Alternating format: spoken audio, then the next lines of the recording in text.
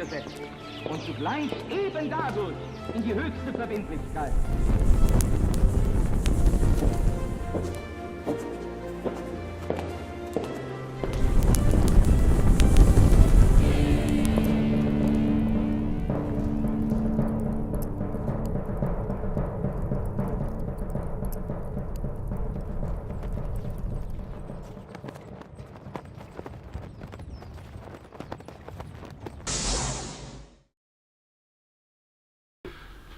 Bienvenidos nuevamente, una vez más, a este espacio de reencuentro, de reflexión, de diálogo, de análisis, que es La Brújula, este programa que hago ya hace varios años, transitando la década de emisión, desde aquel entonces, en aquel año 2014 que empezamos en TLB1, aquel lejano 2014, y ahora en la pantalla de Conclusión TV. Muchas gracias siempre por acompañarnos.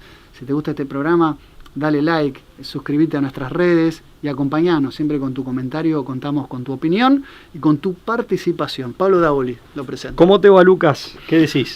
Siempre un gusto, ¿no? Retornar en este espacio de encuentro, de reflexión. Este espacio de encuentro, permitime decirlo, siempre lo decís vos, que está consagrado a la Virgen de Schoenstatt, así que Madre 3 veces admirable. Siempre nos ponemos bajo su manto de protección y amparo. Así es. Bueno, y en esta... Hoy con un tema especial. Sí, bueno, una pequeña mención. Muchas gracias por los rebotes, podemos decirlo así, hablando en lenguaje llano, que tuvo el último programa sobre las profecías de Don Orione recepción, y Benjamín Solari Parravicini. Una muy buena recepción. Y sobre todo esto no hubiera sido posible si ustedes del otro lado no hubieran compartido, no hubieran dado like, porque eso es lo que hace que los programas se difundan. Tuvo realmente muchas reproducciones y eso a nosotros nos enorgullece poder haber llegado con un tema que siempre es que un muchas estímulo. veces no se los trata o se los omite, ¿no? Sí, a veces hay por quienes... desinterés, ignorancia o malicia. Sí, ¿no? tal cual, totalmente, y a veces hay quienes sí los abordan bien, de manera muy, muy pertinente, muy adecuada, pero muchas veces también pasa lo contrario. Entonces, bueno, nosotros intentamos ser del primer caso. Intentamos hacer un abordaje lo mejor que nos saliera, digámoslo así. Pero bueno, muchas gracias por las muy buenas repercusiones que tuvo el programa, así es. Bueno, en esta oportunidad queremos hacer un comentario crítico. Volvemos a un tema que se ha convertido en caballo de batalla de La Brújula, que ha acompañado muchas de nuestras cavilaciones a lo largo de estos 10 años de emisión, que tiene que ver con la guerra invisible, que tiene que ver con la psicopolítica, la batalla por las ideas en el campo de la cultura, y en este caso lo que tiene que ver con las pantallas, ¿no? La difusión, la proliferación, la masificación de los dispositivos móviles y todo lo que ello conlleva a nivel cerebral, lejos de tener solamente una velocidad en la distribución y administración de la información, también tiene algunos efectos deleterios sobre nuestra capacidad cognitiva, y hay algunos estudios que creemos que deben tener la difusión que merecen en materia de lo que tiene que ver con el aborregamiento y la masificación de la población. Totalmente, ¿no? Dijiste algo muy importante que está en el centro de todo eso, o en la base, que es la pérdida o el deterioro de capacidades cognitivas, ¿no? En este caso hay un libro que queremos recomendar de Nicolás Ponsiglione. Tenemos acá, se llama Disgenesia, efectivamente, la guerra mundial contra el potencial humano. Un título sugerente, un título a mi criterio bien buscado. Disgenesia es una palabra de uso bastante poco frecuente. Es muy de la medicina. Pero es muy de la medicina, pero que podría ser el antónimo, si se quiere, de la eugenesia. La eugenesia, que es la promoción del fortalecimiento de la especie humana a través de mecanismos y dispositivos de filtro, muchas veces tenidas por inmorales, por esta cuestión de la selectividad planificada. Si en biopolítica planificar la mejora de la especie puede tener connotaciones sumamente alarmantes, pero por el contrario la disgenesia es al contrario, es el aplebellamiento, es justamente buscar una especie humana debilitada mentalmente. Una suerte, ¿no?, de depreciación del una ser humano. Una degeneración del ser humano. Una cosa respecto de la eugenesia que es importante remarcar, ¿no? O sea, vos hiciste una crítica diciendo, bueno, por metodologías y a veces con parámetros que son inmorales. Pueden ser cuestionables moralmente, desde luego. De hecho, ¿no? lo es, Claro. de hecho lo es en muchas de sus expresiones, pero además, me permito agregar esto, pero además también puede ser objeto de crítica, y de hecho lo es, qué concepto tenemos de la mejoría, o sea, qué es ser mejor. Tema este que también se traslada al transhumanismo, o que también nos plantea el transhumanismo. Así, bueno, ¿cómo entendemos esa mejoría o supuesta mejoría? Pero lo quería dejar aclarado al margen. Por supuesto, es decir, ¿qué se entiende por mejoría? Eso está clarísimo, claro, ¿no? Obviamente. ¿Cuál es el parámetro de lo mejor y lo peor?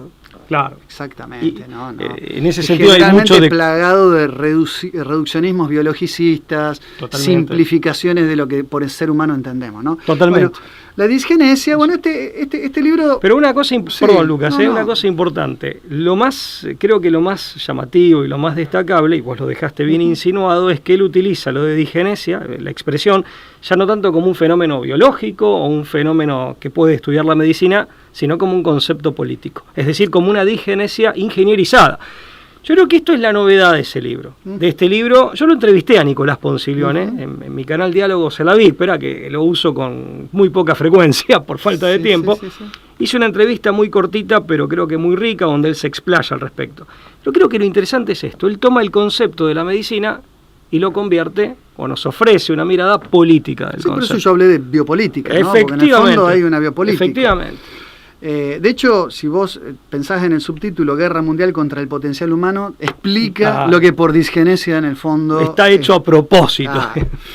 Yo, bueno, no lo conozco, no he tenido el gusto de conocerlo a Nicolás. He leído otros libros, como El Relato Pandémico, un libro que sacó sobre la ESI, y tiene otro libro que se llama Psicoherejía.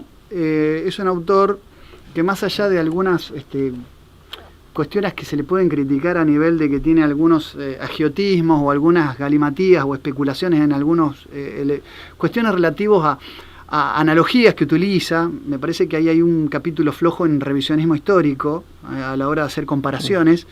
Sí ha buscado temas controvertidos, eso es loable, y ha sido políticamente incorrecto en el manejo de fuentes, lo cual me parece que es lo más destacable. O sea que quiero distinguir el trigo de la cizaña. Creo que tiene algunos aspectos para mí que no me han gustado. Que compartimos, pero desde el punto de vista del manejo de fuentes creo que aporta un material, por supuesto, como en este caso, sumamente interesante. Sí, muchas fuentes científicas es para destacar y además una gran capacidad, bajo este concepto político o biopolítico, mejor dicho, de la disgenesia, una gran capacidad para pintar un cuadro de situación contemplando la totalidad o casi todas sus aristas. En ese sentido, sumamente, por lo menos desde nuestro modesto punto de vista, sumamente recomendable su trabajo.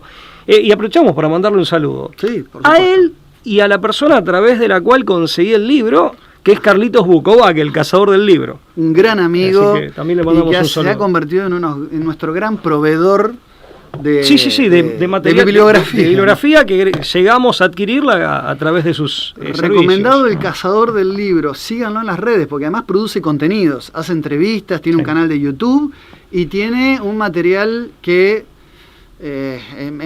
consigue libros que muchas veces son difíciles de conseguir o no son tan conocidos. Pero aparte seleccionados con criterio, son realmente libros que suman, no tiene una digamos, no es un comerciante del libro, es realmente arquegueta de la bibliografía.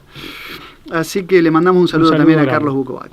Bueno, hay un capítulo en este libro que se llama Pantallas, la adicción universal, donde habla de los efectos en el cerebro del uso de las pantallas, ¿no? En concreto, de lo que trata es del pernicioso abuso, sobre todo en su módulo ocioso, de las pantallas, de lo que son tablets, PC, dispositivos móviles. El propio televisor, aunque ciertamente quedó de modé, pero cabe acá. Lo interesante del libro es que el abordaje que hace no lo hace desde un punto de vista moral o moralista o religioso, o sea, no se encorseta en posturas desde una poltrona a dar consejos para padres desde una perspectiva moral, sino que lo hace desde una perspectiva científica, de estudios concretos sobre los efectos deleterios, como ya dijimos, en nuestro sistema intelecto cognitivo.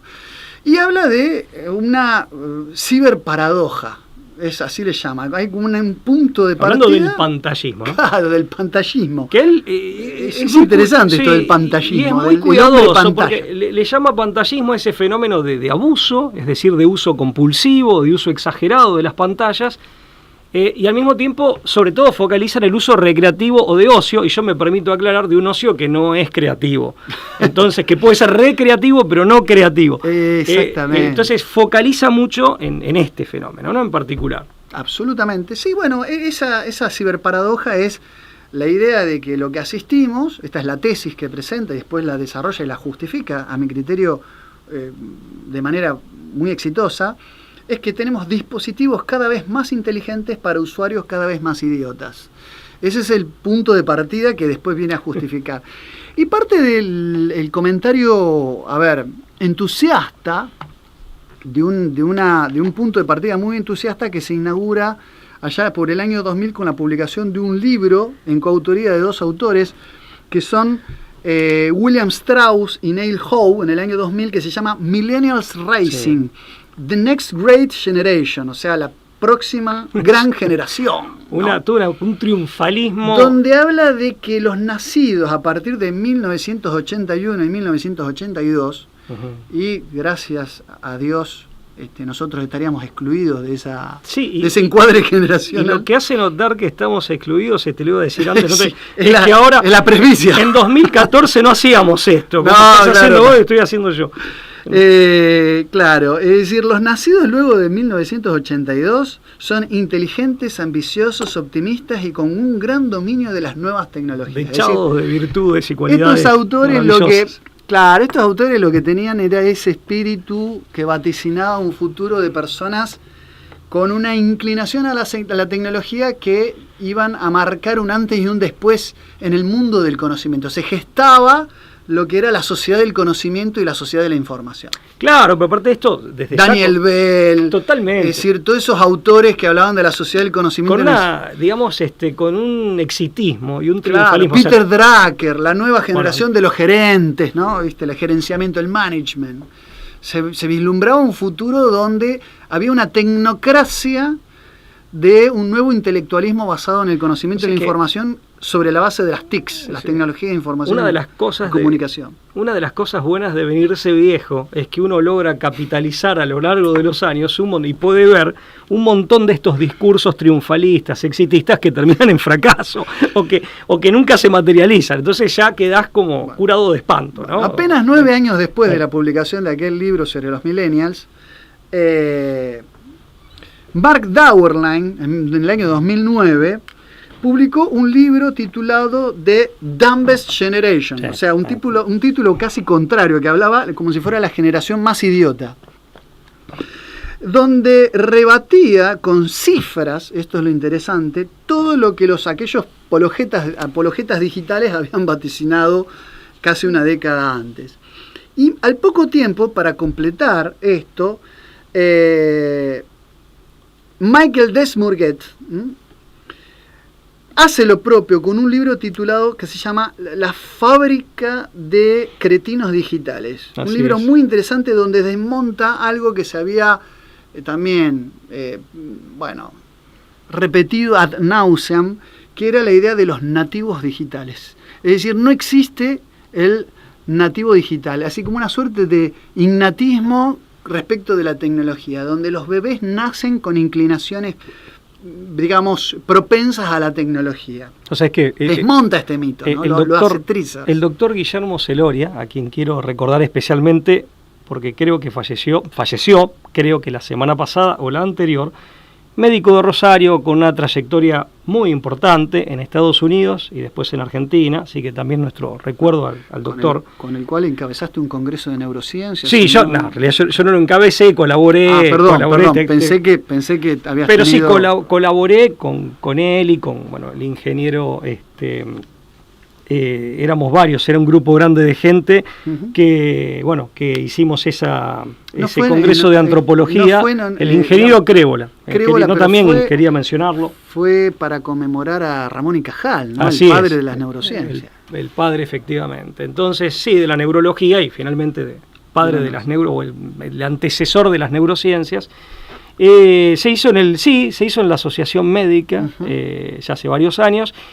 Bueno, y ahí tuve ocasión de tratarlo al doctor Celoria. Y el doctor Celoria, en aquella época, me decía que todas estas capacidades, digamos que uno dice, bueno, los chicos de hoy nacen, en realidad siempre estuvieron en el hombre, ¿no?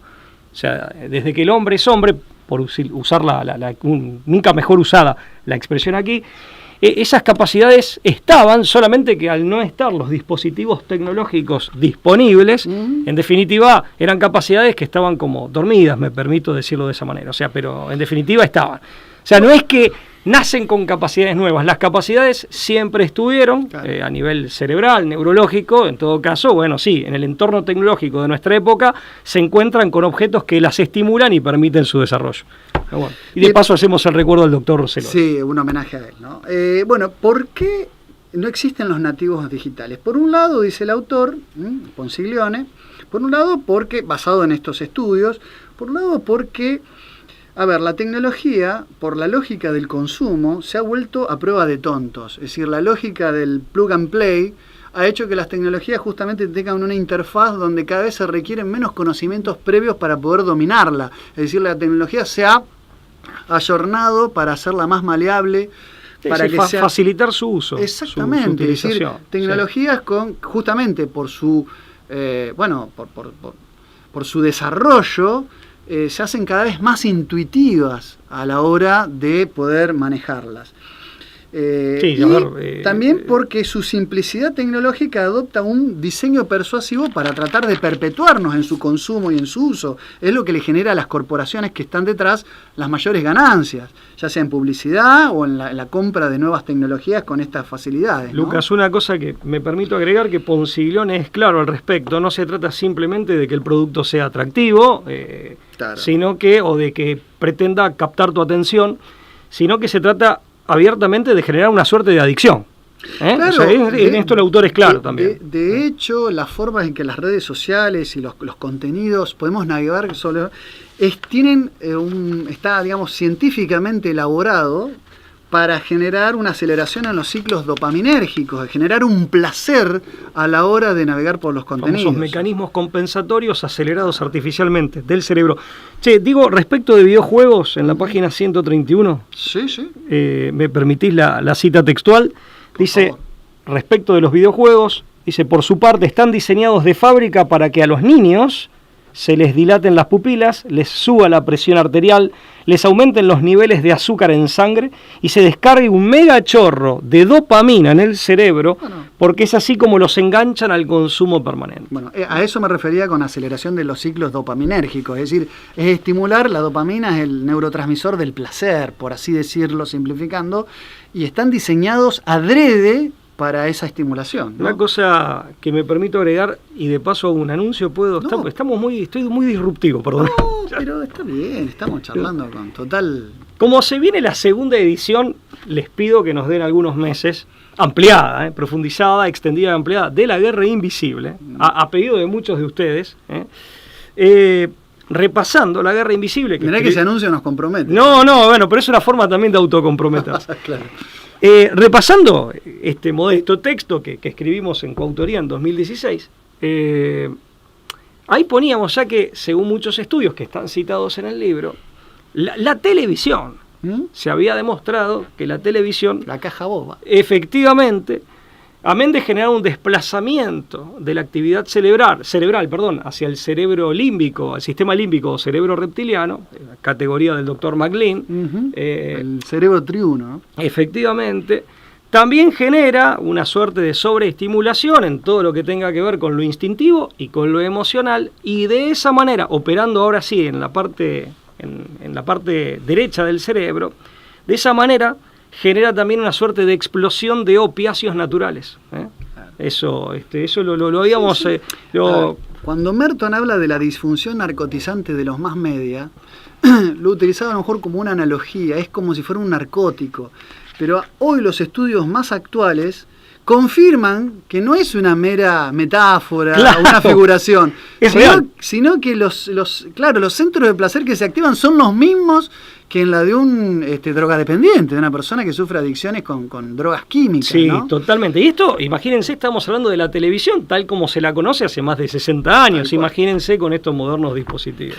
Bueno, TheCommonSenseMedia.org, que es una fuente citada que hace encuestas sobre el consumo de pantallas, publicó, y en el libro de Ponciglione está el del 2019, yo me metí en la página, está publicado el del año 2021, se ha actualizado, se publicó el 9 de marzo del 2022, el del 2021, el Common Sense Census, Media Use of Tweens and Teens, del 2021, que es un censo que hace esta consultora sobre el consumo adictivo para uso ocioso de las pantallas y sobre el tiempo de uso de los niños. Habla que niños y adolescentes están en primer lugar las redes sociales, luego vienen los videojuegos y luego los consumos de video por streaming. Hay una profesora, asistente de rehabilitación y de servicios humanos en Penn State, en Estados Unidos, que se llama Megan Owens, que ya ratifica casos patológicos de dificultades para apagar o desprenderse de los dispositivos. Esto que se ha llamado vulgarmente la nomofobia, no mobile phone phobia, es decir, un temor morboso a no tener el dispositivo al alcance de la mano, a tenerlo lejos incluso, ¿no? O sea, esto ya es un caso ya está evidenciado, ¿no? Catalogado como fobia. Claro, es una fobia, es una fobia.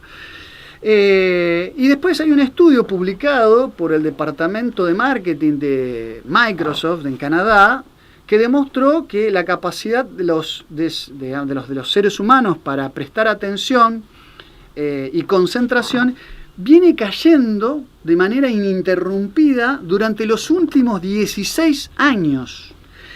O sea, si es una caída en picada, porque claro, se había observado previamente un deterioro, como bien dijiste al principio, pero ahora es caída en picada, claro. Exactamente, es decir, agudizada. la capacidad de prestar atención viene en caída. Es decir, se habla de una posibilidad de las pantallas para depauperar la cognición, generando una mente babélica, confusa, extraviada. Y con la atención fragmentada.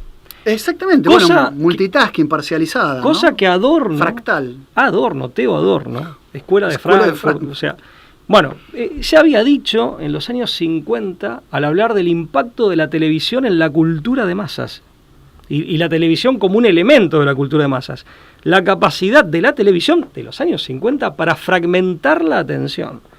O sea, imagínate que esto nos quedó prehistórico. Bueno, o sea, en el capítulo que vos le dedicás al caso de Theo Adorno, Wiesengrund Adorno, sí.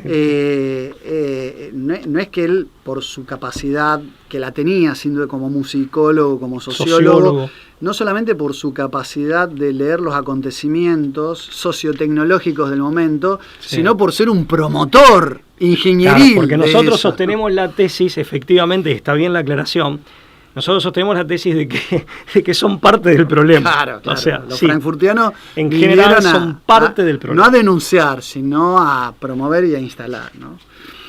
Dmitry Alexander Christakis, pediatra, investigador, autor estadounidense, director del Centro de Salud de Niños, Comportamiento y Desarrollo del Instituto de Investigación Infantil de Seattle, confirma que el 75% de los niños de 3 años ya tienen su propio dispositivo móvil, aunque no esté activado o lo hayan heredado de sus padres.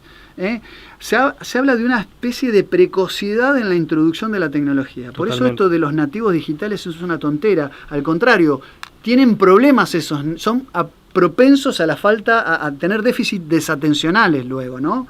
O sea, lo presenta como una patología en los niños. Y lo dejamos aclarado, entre otros efectos negativos. Claro, exactamente. Del mismo orden, después si se vas quiere, a describir algunos otros efectos negativos. Un niño preescolar en Estados Unidos pasa unas 6 horas diarias promedio ante la pantalla, mientras que los niños entre 8 y 18, o sea, adolescentes, invierten unas 9 horas diarias. Solo el 3% del tiempo dedicado por niños y adolescentes a las tecnologías de información y comunicación está destinado a la producción O sea, es ínfimo lo que se dedica a la creación de contenidos, actividades, vamos a llamarle, es decir, el 99% es lúdico, claro, es entretenimiento. Ahora, la creación, la producción de contenidos es ínfimo, del 1 al 3%, casi nada. Que de hecho en los niños, lo lúdico naturalmente está vinculado con lo creativo. Con lo creativo. Acá esto y lo con que el hace es descubrimiento. separarlo. Tal cual. Justamente anula la capacidad de la creación. Es decir, lo que hace es obnubilar la heurística que acompaña lo lúdico. Es decir, el niño habitualmente al divertirse crea y al crear se divierte. Acá lo que hace la tecnología es escindir esas dos dimensiones y permite el entretenimiento sin creatividad. Que es lo que hace también, hay un viejo dicho budista que habla al respecto, que los sabios y los genios muchas veces, ya de adultos, hagan sus creaciones y que en algún punto sean como niños. ¿No? En el mejor de los sentidos, justamente por esta capacidad de lo creativo. El tiempo en la pantalla, es decir, con el fin de estudiar, de estudiosidad, lo que es la curiositas, ¿no? El afán de conocimiento, también se ha reducido. Alcanza el 5% de niños entre 8 a 12 y apenas el 10% en adolescentes de 13 a 18, que están en edad escolar, también es bastante poco. Ni hablar, y este libro no lo menciona, con las nuevas tecnologías de ChatGPT. Claro. Porque la inteligencia artificial ahora también propicia facultades delegativas en la tarea de búsqueda e investigación. Antes, por lo menos, si bien no tenías la capacidad de retener, sí tenías como una suerte de perfil de ser buen buscador. Ahora le delegás a un amigo imaginario que busca la información por vos. ¿Y qué te busca? Porque bueno, eso es para por algoritmos, bueno, toda esa cuestión. Algoritmos que a veces tienen un sesgo ideológico, ¿no? Bueno, que hemos criticado de la mano de Noam Chomsky en este programa. Sí, efectivamente. Pero además es lo delegativo para que no te tengas que tomar el trabajo. Yo en lo personal, y para no perder las capacidades que legítimamente he adquirido, honestamente te digo, si tengo que subir a un primero o un segundo piso, voy por la escalera, pero ni lo pienso, no espero el ascensor, pero eso es menor. Para dar marcha atrás con el auto y estacionar, yo soy de los que, si bien tengo mi auto, la pantalla, yo me doy vuelta y veo los espejos. Uso mi cerebro. Tenemos el mismo auto, de hecho, es cierto. Y nos damos vueltas para poner la marcha. Y un día me preguntaron por qué. Digo, no, porque es más, ¿no? O sea, es una capacidad que adquirí, no la quiero perder. Claro. O sea, todo por no tomarme el trabajo. Ya sabemos que, a ver, sin ánimo de ser un fundamentalista, esto tiene que quedar en claro, aparte va en perfil de personalidad. No, aparte tampoco hablamos de un purismo, claro, o de una mirada condenatoria de todo lo tecnológico. Pero es por lo mismo, Lucas, tenés que hacer una operación aritmética. El que va de una a la máquina, a la calculadora, sea la del celular o la que sea, para mí se equivoca. Pero, o sea, porque quiere evitar, es lo delegativo de no hacer el esfuerzo. Yo trato de operar aritméticamente hasta donde me da y en la medida de las circunstancias. Después sí, ya sé, veo que no me desborda, sí, voy a la calculadora. Pero bueno. ¿Y cómo se entrena un músculo, Pablo? Esforzándolo, llevándolo a su extremo. Hipertrofia se llama. Bueno, lo mismo pasa con nuestro cerebro. Lo haces trabajar, o sea, atrofia, que sería lo contrario. Remato y te dejo a vos con los datos del doctor Dietrich Klinger, que hay varios estudios sobre esto, ¿no? Cada 1000 veces, dice el autor, que vemos a un niño o a un adolescente usando el celular, 999 será porque está entreteniéndose. Cada 1000 que lo ves, 999 están simplemente paveando con el teléfono, hablando en criollo mal y pronto. Está paveando con el teléfono, no está haciendo nada productivo. Esa es la verdad de la conclusión. Bueno, ¿qué otros efectos colaterales tiene, Pablo? Acá, cito, voy a hacer una reseña de los estudios una reseña que hace Ponzillo. No son solamente cognitivos, son a nivel físico, hay varias cosas. Los hay, sí, así es. Una cosa que me quedé pensando en lo que te decía antes. Por la misma razón que prefiero cambio manual y no automático al manejar. Quiero tener el control de la caja de cambio yo. Pero bueno, por eso te digo, también va en personalidad. Porque es una discusión. ¿Quién prefiere el cambio automático? He manejado con las dos. Yo prefiero el cambio manual. Los caminos fáciles, lo que como un tornado viene como un tornado se va, Así ¿no? es. La brisa siempre permanece. Sí, no, bueno, volviendo al tema puntual de estos estudios que reseña muy bien Nicolás Ponsiglione, que los voy a leer, de hecho es algo que, digamos, está muy bien reseñado, y sí hago un distingo que es más de mi propia cosecha, por así decir, que considero necesario agregar. Hay efectos que son, así como hay causas de adicción en el uso, o mejor dicho, en el abuso de estos dispositivos que son psicológicas, las hay físicas. Y con los efectos pasa lo mismo. Con los efectos negativos los hay de orden psicológico y de orden físico, que necesariamente van de la mano porque son dimensiones constitutivas del hombre que dialogan entre sí. Vamos ahora sí a la reseña que hace Nicolás. Dice en primer lugar, citando un estudio de Takeuchi, que inhibe el desarrollo, voy a ser textual, inhibe el desarrollo del cerebro, disminuyendo la inteligencia y afectando a la capacidad de concentración y atención. Y citando a Menck y al doctor Weinstein, aclara, generan, por ejemplo, una marcada atrofia o disfunción del lóbulo frontal. Atrofia del lóbulo frontal. Así es, en los niños está comprobado que interfiere en el desarrollo del lenguaje. Bueno, recordemos que según Broca, entre la tercera y quinta circunvolución frontal izquierda está la capacidad del lenguaje, bueno, nada sí, menos. Sí, totalmente. Es nuestro pensar en su plenitud el lenguaje, ¿no? Así es. Y nosotros, citando a dos grandes psicólogos sociales que pertenecían al Instituto Tavistock, Trist y Emery, Trist. Frederick Emery y Eric Trist, cito textual, a mediados de los 70, cuando la gente en Estados Unidos veía un promedio de 6 horas diarias de televisión, decían, cuanto más ve televisión una persona, menos entiende, menos acepta, más se disocia de sus propios procesos mentales. La televisión es mucho más mágica que ningún otro producto de consumo porque hace que las cosas sean normales, presenta y homogeneiza aspectos fragmentarios de la realidad. Fíjate que, bueno, siguen con varias observaciones que son más bien de orden psicológico y pedagógico, acá vamos más a lo biológico, y también habíamos hecho cita de Lonnie Wolf, que decía, la televisión provoca que la gente suprima su capacidad de juicio crítico porque la combinación de sonido e imágenes sitúa al individuo en un estado parecido al sueño que limita la capacidad cognitiva. Yo creo que esto tiene que ver también con ese desplazamiento de actividad al cerebro reptiliano. Bueno, con otras palabras, y dándole directamente un perfil, un tipo antropológico específico, a esto se refería en parte, o en su totalidad, Giovanni Sartori, sí, con su Homo Videns. Bueno, yo no... Claro, no, perdón, me adelanté. Decilo, no. El Homo Videns viene a ser un poco el compendio de todas estas disminución de sentido crítico. ¿No? En la página 417, casi a continuación, habíamos puesto la televisión, citando también a Sartori, la televisión produce imágenes y anula los conceptos, y de este modo atrofia nuestra capacidad de abstracción, también porque te da toda la idea predigerida en la imagen, claro. La capacidad simbólica. Totalmente.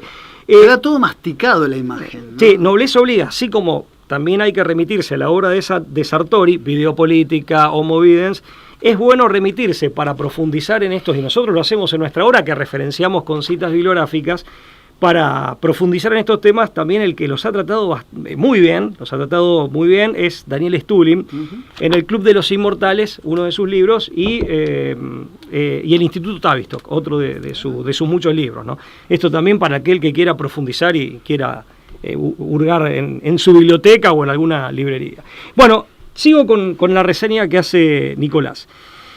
En niños, hablando de niños, se observó que la exposición temprana y abundante a las pantallas es causa de pubertad precoz. Aquí hace, también hace la cita. ¿No? Sí, efectivamente, una investigación conducida, dice Nicolás, por el endocrinólogo pediatra italiano Stefano Staggi, descubrió que el exceso de pantallas en la vida de los niños causa bajos niveles de melatonina, entre cuyas funciones se cuenta la de inhibir la función sexual. Claro. La melatonina es la hormona encargada de mantener en estado latente ciertas funciones, ¿no?, de la sexualidad en pleno desarrollo de los niños, que al ser inhibida por la exposición, la sobreexposición al contenido de la pantalla, hace que haya una sexualidad precoz, ¿no? Ahora, te hago una pregunta. Agreguemos ahora lo simbólico / psicológico a lo que es físico, orgánico, biológico. Si encima esos contenidos tienen, digamos, son contenidos de significado erótico, que tienen una significación erótica, bueno, ¿no acelerarías el proceso de algún modo? ¿O lo acompañarías? Claro, el problema es que esa aceleración viene acompañada de una destrucción, ¿no? Es decir, no es que simplemente hay precocidad como tal, sino que en esa precocidad, en esa sobreestimulación, a mediano y largo plazo trae problemas, ¿no? Sí, por supuesto. Hay un viejo artículo que escribí que está en mi página web, que es sobre la colasía, ¿no? Claro. Y de cómo la sobreestimulación... A eso me refiero. Totalmente. La colasía es un término griego, lo hemos mencionado mil veces. No hay que pensar estos temas, por favor, desde una perspectiva moralista, que también es un debate legítimo. La mirada ética tiene que estar como perspectiva, pero tiene una base científica. Sino que esto a largo plazo termina anulando y disfuncionalizando la sexualidad en la persona. Totalmente, ¿no? Conduce a una suerte de la colasía como desenfreno por sobreestimulación, genera un efecto de saturación, pasando por un estadio que puede ser un largo camino previo de desvío, de desfiguración, que normalmente conduce, en sus expresiones más fuertes, a las aberraciones y las perversiones. Sí, o falta de deseo sexual. Que termina en eso, termina en la muerte efectivamente del apetito sexual, o la pulsión erótica la pulsión erótica como tal. Eso ya lo sabía Sócrates y Platón. Y la moderna endocrinología, la moderna neurología realmente lo demuestran, ¿no? O sea, pero bueno, ese es un tema interesantísimo, la verdad que sí.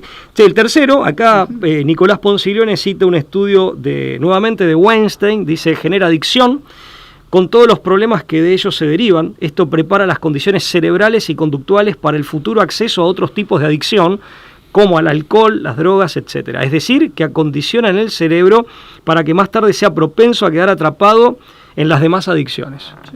Sí, el tabaquismo, siendo la persona que está todo el tiempo jugando un videojuego que acompaña esto del alcohol o tabaco, es muy frecuente, ¿no? Hay una conexión. Hay una conexión, sí, totalmente. Después, se da ese fenómeno, es cierto, de combo, ¿no? De combo. Haciendo cita de otro científico, Strasburger, Ponciglione dice, favorece numerosos problemas de salud, tanto psíquica como física, como la diabetes, obesidad, sedentarismo, tabaquismo, alcoholismo, conductas sexuales de riesgo, ansiedad, TDAH, depresión, Alzheimer, Parkinson, etc. Donde ya existen problemas derivados de otras causas, se observa que las pantallas, lejos de colaborar, aceleran el deterioro y empeoran la situación. Acá esto es un poco lo que vos habías anticipado antes. Y finalmente, haciendo cita de un autor que ya mencionaste vos, Desmourguet, dice, afecta directamente a la calidad y cantidad del sueño, lo cual desencadena un efecto dominó de diversas consecuencias negativas. Bueno, esto obviamente es de sentido común en el ámbito laboral, escolar, académico, social y familiar. Finalmente, termina diciendo Nicolás, afectan a la totalidad del individuo por la vía negativa. Esto también lo tratamos, lo abordamos en el libro. Lo de la falta de sueño, quiero agregar generalmente, por una sola, siempre dice, el cansancio. La falta de sueño genera estrés. El estrés, es decir, también lo que genera a nivel hormonal es que hay una glándula suprarrenal que genera el famoso cortisol, que es la hormona del estrés, y que eso te puede llegar a una cortisolemia con problemas a nivel cardíaco. Totalmente. O sea, la persona que no duerme, o que duerme mal. O que duerme mal, sí, que duerme y no descansa, y la persona que duerma con un cuadro de hipercortisolemia puede terminar en problemas cardíacos, en un infarto, en un paro cardíaco. Es delicado el tema. Es delicadísimo. No es decir, vivo cansado, vivo zombificado, que sería un problema, sino que tiene efectos realmente con un impacto en lo físico que puede ser peligroso de muerte, digamos. Totalmente. Aparte eso hay que aclararlo, porque si no queda en una cosa, me la banco. Los niños son fuertes. No. Sí, el hombre es un animal de costumbres, y te adaptás. Generás el hábito, que es un hábito pernicioso. Claro, totalmente. Con una buena taza de café lo solucionás. No, peor, o ciertos productos que son las famosas bebidas energizantes que tienen cafeína en cantidades. Claro. Bueno, y Nicolás sigue, porque veríamos, Nicolás se va apoyando en distintas cintas bibliográficas y ensaya esta reseña que estoy leyendo, y finalmente, como número 6, esta sí es la última, dice Nicolás: afectan a la totalidad del individuo por la vía negativa. Todo el tiempo que esté frente a las pantallas hará un montón de cosas que no estará haciendo o que dejará de hacer. Muy, muy atinado esta observación. Como esas cosas son precisamente lo que constituyen su vida, el individuo está rifando lo más valioso por un poco de entretenimiento. Pensemos en todos los libros que nos escribieron, o que no se leen, ¿no? Me permito agregar, los entrenamientos abandonados, las artes no aprendidas, las carreras postergadas, las charlas humanas canceladas. Y esto es muy parecido a algo que habíamos puesto en la parte de telecontrol de nuestro libro, La Guerra Invisible. Realmente hay una coincidencia notable en estas apreciaciones. Claro, ¿no? el tiempo dispensado Claro. en el disfrute de este entretenimiento banal es tiempo de renuncia a otras dimensiones vivenciales de la persona que son valiosas y son irreemplazables. ¿Vos te acordás en nuestra época, cuando no había estos dispositivos, pero ya había televisión, y ya, bueno, a partir del 78 en Argentina, televisión a color, que como mínimo había horarios para ver televisión, estaba muy bien segmentada la programación, pero aparte venía tu papá, tu mamá, te decía que en la mesa familiar no se veía televisión, se dialogaba. De hecho, ni siquiera se leía, que es un muy buen hábito, pero ni siquiera se leía en la mesa, sino que la mesa es para dialogar en familia. Ahora, O sea, ¿qué retrato pictórico habitual es reunión familiar o reunión de amigos o encuentro y cada uno mirando su teléfono? O sea, están ahí presencialmente, pero cada uno está cognitivamente en otro lado, mirando el teléfono. Eso es una cosa triste, ¿no? Pero y fragmentando su atención. Por supuesto. Así que... Pablo, yo tengo como conclusión decir, y después te dejo a vos que hagas el remate, digamos, seguro que tenemos los dos mucho para decir, pero yo voy a hacer esta simple reflexión, ya que lo nombraste, Platón, que no por nada Platón era un apodo, ¿no? Significa el de espaldas anchas. Sí. El verdadero nombre era Aristócles de Atenas, pero Platón era un hombre que tenía, digamos, un cuerpo... Un gran atleta. Un gran ¿no? gimnasta. Además de haber entrenado su mente, había entrenado su cuerpo. Él propone, básicamente en 2 obras, La República, que según Rousseau, más allá de mi diferencia con el ginebrino, decía que no era un tratado de política, sino un tratado de educación. Decía de la República. Y en parte es cierto. Cuando escribe el Emilio, empieza diciendo que los que dicen que la República es un libro político, es un diálogo político, están fallando por el título de las obras y no por su verdadero contenido, porque es un verdadero tratado de educación. Y mucho mejor que el de él. Mucho mejor que el Emilio.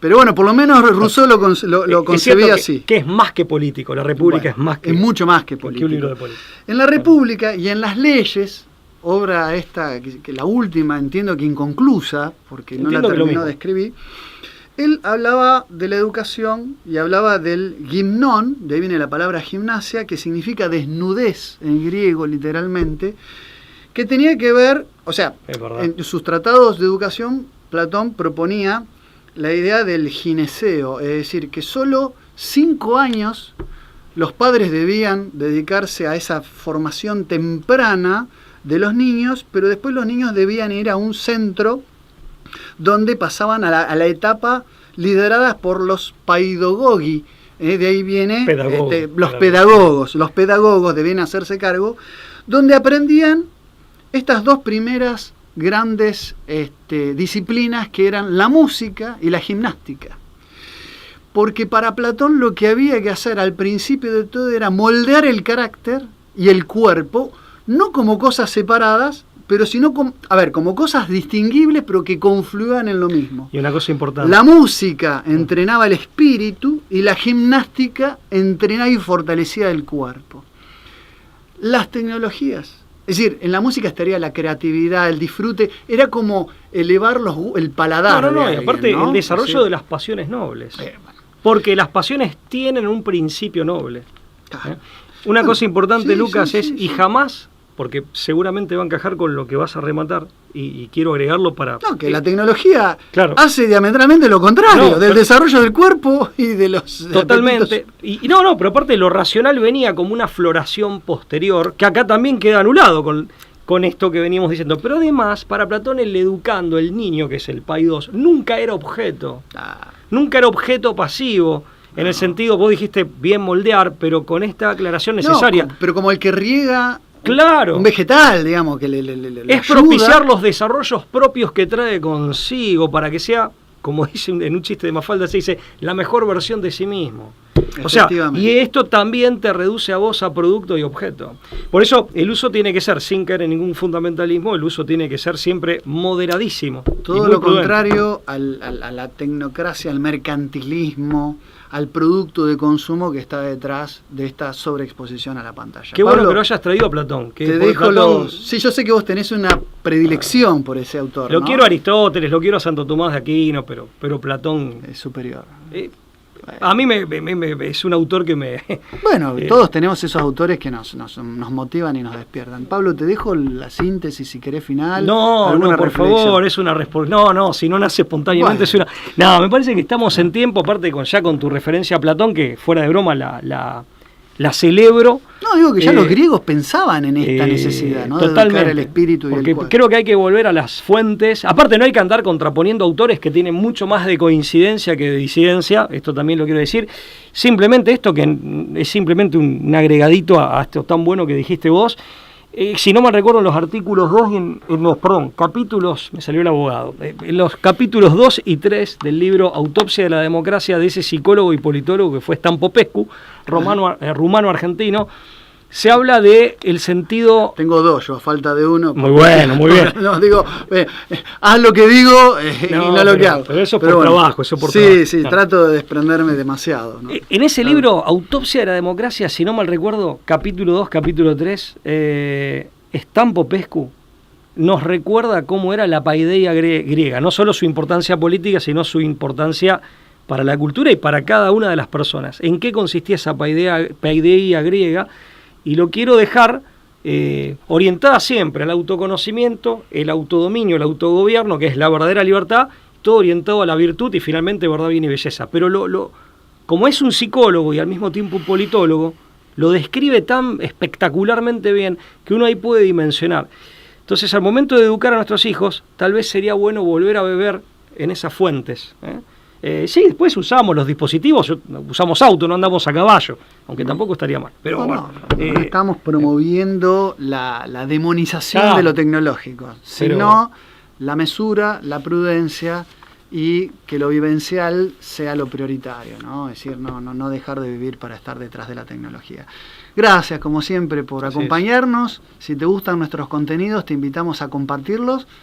Y bueno, y hacérnoslo saber a través de un pulgar para arriba. Será hasta la próxima. Chao, muchas gracias.